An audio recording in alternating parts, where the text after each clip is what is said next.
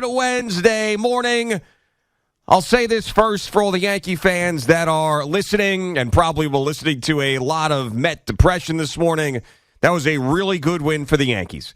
They're without Aaron Judge still. Giancarlo Stanton got the offense going early on. They came back from a deficit. Clay Holmes was spectacular. That was a really good, solid win for the Yankees, who are trying to keep it together without their superstar. And then there is the flip side of it, with this season just swirling down the drain for the Mets. And it's getting to that point where I'm thinking that we have to emotionally detach now. This is where we're starting to emotionally detach, and it can't affect us any longer. We're having beautiful days, beautiful weather. We're heading into the middle of June. We get like 2.5 really nice months around here, and I am not letting Max Scherzer, Justin Verlander, all these schlubs out of the bullpen, and Drew Smith's sticky hands ruin my summer. I'm refusing to do it. And last night, as I'm watching them blow this lead and Max Scherzer imploding again, what am I doing? Laughing. Because it's gotten that bad. It has gotten that bad, and it'll probably get worse with Verlander, as these two guys are now going to be those names in your head. I said it a while ago. Max Scherzer, Tom Glavine 2.0. Here we are. Good morning, Boomer. How are you? Yeah, good morning, G. I'd be a lot better. You know, had the outcome been a little bit different last night, but I mean, last night encapsulates what the Mets have been this year. You have your $43.3 million starter on the mound, the guy that's supposed to be your number one guy, the guy that's going to set the tone for your entire team, the guy that's going to, that has won Cy Young awards, that's going to basically lead this team back to the promised land. And he's out in the middle of the fourth inning. Mm-hmm. And I mean, it was ugly. You all of a sudden, then in the eighth inning, have the bases loaded, and who is up? Francisco Lindor. And what does he do? Strikes out. So right there is the encapsulation of the entire Mets season. Thank you, Al, for getting my coffee. I appreciate it. Coffee's back in. We got new coffee, right? Brand new Dunkin' Beans delivered yesterday, and you are reaping the benefits of that delivery as we speak. Thank God for that, because I need it this morning because I'm exhausted from yesterday. Yeah. I will get to that in a minute. But this is the Mets season. And I'm telling you right now, this is what playing in New York, coming to New York, is all about for superstar athletes. When it goes south, it goes south, and people are not going to be very forgiving. They're going to get angry. It's going to get ugly. It's going to be insulting, and you're going to make your $43.3 million and go into the bank and laughing all the way there. I know that he doesn't want to have this happen to him. I know that he wants to try to lead the Mets. I understand all of that. But this guy looks like he's cooked. He looks like he's completely cooked. Yeah. Especially after the Mets, without Pete Alonso, do what they do. And it's unfortunate that one of our favorite players, Brandon Nimmo, has an error in the outfield that leads to runs. I mean, those things happen. He's got to make the catch. But I was telling Fliegelman this morning, that encapsulated the entire Mets season up to this point. Just an absolute atrocious outing by their number one pitcher, making $43.3 million, and a strikeout by both Marte on a filthy pitch, by the way, we'll say that, and also by Lindor in the eighth inning. I don't know what else to tell you. Yeah, and those two guys, those three guys, these names they were mentioning, it's the only way that the Mets get themselves back into any sort of contention this year is on the backs of those guys. And do you feel like they could turn it around?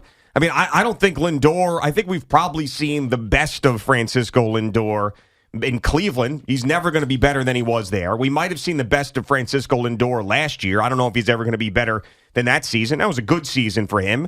Was it a great season? And we certainly have seen the best of Max Scherzer and Justin Verlander. And I don't think what they have now is going to be good enough to compete at all. I mean, maybe they squeeze into a wild card, but other than that, they're just not good enough to win a World Series. They're not even close. And Max Scherzer, and you were getting on me for continuing to bring up that Friday night against the Padres. And I said it coming into the season. I said it in spring training. I kept saying it. But the reason I kept saying it was because of the fear of what it was going to lead to. Because if a guy like that, in his first season with the Mets, who still allegedly had a ton in the tank, he was on the IL for a little bit, so he was going to be fresh. He wasn't going to have the dead arm that he had with the Dodgers the year previous. Goes out there on Friday night, game one of a playoff series, and gives up 7 runs and gets smacked around like that. That, to me, smells like a guy who is washed up, and that's what he is showing us right now. And you're right, he doesn't want this to happen, but it's happening. This guy is not Tom Brady. He's not Aaron Rodgers. He's not even Justin Verlander, who won the Cy Young last year. He has gotten up in age, and now he's done. He stinks. He hasn't been able to figure it out, and it's not going to get any better. And when Met fans and Steve Cohen and Billy Epler and Buck Showalter start to realize it, the better and the easier it's going to be to deal with it. Because everybody insists, and he probably still thinks he's a great pitcher. He's not. It's over. You're done. It's over. Your career is done. You're never going to be the same guy. And Braves series, Friday Night Padres, this entire season, and I know he's had a couple of good outings, but he's not. Right now. He's a 4 starter on a bad team. Dude, he also got suspended. Yeah, that too. I mean, you got to remember that. I mean, and he got suspended because he was using stuff that he shouldn't have been using, and maybe that's what he needs. Maybe that's what he needs to be able to pitch at this advanced age. I don't know. I mean, last night was about watching, and then of course it's DJ LeMay who hasn't hit anything. Yeah, of course. It's Anthony Volpe who's batting below 200. Yeah. I mean, you have all these guys that all of a sudden show up and play at a I don't know, I would say a high level, but play at a level that we haven't seen from them. And the frustrated Yankee fans will tell you that DJ's not what he used to be, and Volpe's not there yet, and all these other problems that they supposedly have are only our problems are manifested more than their problems are because of what I just said. You pay a guy. It's mind-boggling to me that he is making $43.3 million for something he did somewhere else. Like when you pay Aaron Judge, you're paying him because of the things that he's done for you and what you believe he's going to do for you.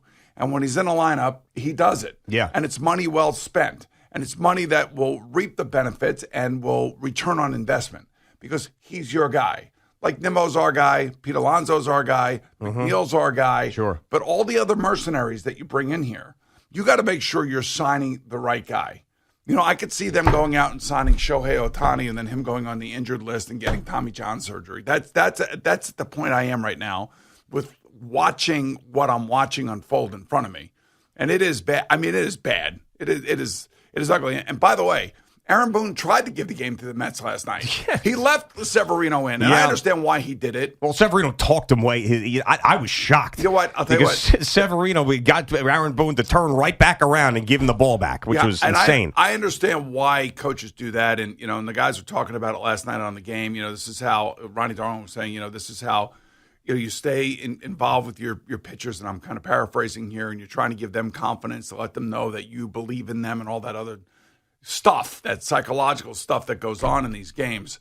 But, ever since Severino was bitching and complaining about not coming off of the injured list fast enough and getting back out on the mound, you remember they put him on the injured list. He was really disgusted with it, and he couldn't believe that it was he missed the first 48 games of the season or whatever it was.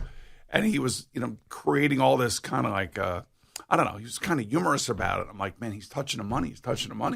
And sure enough, he has not been great the last 3 times out. No, he hasn't. And this was all about the offense for the Yankees. And then the bullpen, and Clay Holmes looked about as good as he has looked the entire year in striking out with the bases loaded and 1 out. Of course, Lindor and Marte back-to-back. I mean, that 3-2 strikeout on Marte, that was some pitch. Yeah. Well, see, think about that pitch in that situation. 3-2, bases loaded. All right, the game on the line, Starling Marte. And then think about the 0-2 pitch in the first inning that Max Scherzer hung to Giancarlo Stanton. Right. I mean, that right there, you want to talk about 2 pitches that affect the game? I mean, I know that a ton of runs were scored after that, but there's your microcosm. Max Scherzer can't execute for bleep anymore. 0-2. The guy who's got more home runs as an opponent at Citi Field than I think anybody. 0-2. He hangs this pitch. It's going to be right here, actually. Right here on that tee. Bang! 0-2. Puts it on a tee and hanging! Just hanging there. Bam! Gone. See you later. All right. First inning. Awesome. Thanks, Max. Glad that you're dialed in. I mean, how many times have we seen Giancarlo Stanton strike out waving at a breaking ball low and away? Every single pitcher does it to him. And here's Max Scherzer throwing a grapefruit to him in the first inning with an 0-2 pitch. It's unbelievable. God, he can't execute anymore. He's just not any good. To me, if he pitches well, it's because the opponents are terrible and he got lucky for a night. He's just not the same guy. So they are. This is going to be a long, long summer for them, and I refuse to let them drag me down through the summer. I won't do it. I feel like you're dragged down right now. I won't do it. It's not. I feel like no. Yeah, like. Well, they'll say no. No, I'm not. I'm not anymore. This is it. I have emotionally detached for the time being. Emotionally detached. Now, I reserve the right to reattach at some point because I've earned that through all the battles as a Met fan that I have gone through. But here at 41 years old, and you even more so than me, Eddie Scazzeri even more so than me, we have earned the right to emotionally detach and then emotionally reattach. And that's what I'm doing. All right. Is this pivot time? It's mental pivot time for me. All right, okay. I don't want to deal with this. Do you want to deal with this? No, I don't want to deal with this either, but I got to tell you. I don't want to deal with it. You're not going to like what I'm going to tell you next. We have to deal with it. We do because that's our job, yeah. But even more importantly is Max Scherzer's got a player option for next year. Oh, yeah. I mean, he ain't turning that down. He probably picked it up last night. Probably called Scott Boras and said, "Hey, let's pick this thing up, man." Hey, Scott, when you were negotiating with the Mets with all my, Cy Youngs and all that other crap, and you got me this huge $120 million deal, guess what? Pick it up. Just need to pick it up next year. Pick it up. That's right. Oh, he's got pick it up. You're right. It's I feel bad because as a former athlete, I don't know if you knew it, that I was I've heard that you played. Yes. As a matter of fact, you brought it up yesterday at the golf tournament. I didn't appreciate it, but you did bring it up. Got a big laugh. Yeah. You're always about getting the laughs. I understand that. Yep. At your partner's expense, by the way. Oh, yeah, you would have done the same, I think. I mean, it was one of those things. You were there. I know. You were the foil. It was great. But then you stepped up. So, but anyway, go ahead. Anyway. Yes. What was I talking about? I'm talking about being an athlete, a former athlete. And I understand what it means to have great success and also a level of failure that you don't ever expect. And I know that he is, 30, 8 or 9 or whatever it is. Even he has confidence issues because he's a human being. Like, we're all human beings. Yeah, of course, yeah. And we all, even though that some of us can do things that, others can't. Right. Like, you can play the guitar. I can't play the guitar. That is correct, yes. I could throw a football. You can't do, well, you could do that, but not at the level, that I used to be able to do that. That's correct, yeah. Right. And so Max Scherzer is one of those guys. He could throw a baseball and he could put it wherever he wanted back in the day when he was young and he was spry and his arm was lively. Now, all of a sudden, it looks like he's got dead arm. He's got calluses on his thumbs. He's using sticky stuff. I mean, it's just a freaking one drama after the next with this guy. But I believe the confidence is now shooken totally. Yeah, well, that's why he needs Blue Chew to get that confidence back because it is all about confidence. So maybe you should log on and get that prescription, get his confidence back. Yeah, we don't need Blue Chew standing out there with a stiffy, though. It'd be more entertaining than watching him just suck. But I'm with you on Scherzer, and he's that there. I listed a bunch of moments. I will not do it again. Yes, but I listed a bunch of moments in my Met fan life that stick with me forever, and will be another one added to that list if this continues, and that will be the image of Scott Boras and Max Scherzer on that Zoom call when they met the media after the $43 million a year contract with the Scott Boras. Big smile on his face. The two of them sitting at Max's house. Steve Cohen came in, swooped him up. That image on Zoom from Max Scherzer's backyard mansion is going to be right up there with all those other terrible moments because this guy was supposed to be part of the solution, supposed to be one of these saviors that comes in and helps the Mets finally win their first World Series since 1986, and all he's been is just another one of these names that we will add to the pile of guys that have come in here and have not gotten the job done and been extremely expensive in doing so. And he might be at the top of the list when it's all said and done. Yeah, well, because he's making the most money, unless depending on what Verlander does. Yeah, that's the thing. I mean, these games are they're one of 162, but these games have an added edge to them, and it an added pressure to go out there and perform. That's why Stanton hitting the home run, LeMahieu hitting the home run, Volpe coming through with the double. I mean, all of those things, that's great from the Yankee perspective. Yeah. And one of the reasons, and Fleegs brought this up to me earlier this morning, and it does make sense. I was wondering, like, where are the Met fans just ripping in the Scherzer as he's walking off the field? And I'm like, I don't know. And then Fleegs reminded me, he goes, about 30 to 40% of the fan base Yankees. were the Yankees. Right. Yankees last night. That's why. Yep. I mean, the 7 line was there, but, they're out there in their orange shirts doing their thing. I don't think they really boo a lot. I think that Darren tries to be as positive as possible. So, I mean, I don't think they were booing him. But, I mean, it's just to go into a season like this after last year, I can't say that I'm totally shocked because I was fighting Mets fans in the offseason. We won 101 games, won 101 games. What does it mean? Nothing. Not a damn thing coming into this year, and they're showing it to you. I just think about 2 weeks ago after they swept the Phillies. Oh, yeah. Launching point spot or whatever after the Rays game, too. Yeah. Yeah, we're back. Oh, hey. Actually, some guy tagged me. I don't even know why I'm referencing this, but it's still funny to me. Some guy tagged me in a tweet to Steve Cohen and goes, "Hey, gee, remember you said Max Scherzer couldn't pitch anymore? What do you think about that, Uncle Steve?" Yeah, that's right. The guy has a couple of starts in a row, and everybody's crowing. Stop it. He's not your guy. You don't have to defend him. You're a Mets fan. You're not a Max Scherzer fan. The guy's not any good. And we've seen more guys than ever in their late 30s perform at phenomenal levels in sports. Justin Verlander last year. Verlander last year won the Cy Young. After Tommy John. Right. I mean, just insane performances from guys in their late 30s and early 40s, and in Tom Brady's case, mid-40s. And the Jets are counting on one this year in Aaron Rodgers, who could not look better and be in better shape. And he didn't have a great season last year, but he had the thumb issue, whatever. I think he's going to be great. He didn't have a great season, but still better season than 3/4 of the league. Yeah, exactly. I know. For him, but Max Scherzer is not one of those guys. We cannot put him in the category of these guys that are performing at a high level at that age. He is not up to that standard. He is not up to that task. He's not good enough. He's not one of these guys that I sit there and admire because they're doing these things that I was just a couple years ago. I was their same age, and they're dominating, and I'm like, how the hell is this even happening? Tom Brady being older than me, looking like he's 25 years old. I marvel at these guys. Max Scherzer's not one of them. He's not. He's not even close. He's not even close. I mean, he'll end up in the Hall of Fame, and he'll collect all his money. He'll pick up his option. I think the Nationals are paying him to 2075 because of the deferments that they have. And he'll just sail off into the sunset, leaving Met orange and blue rubble behind him.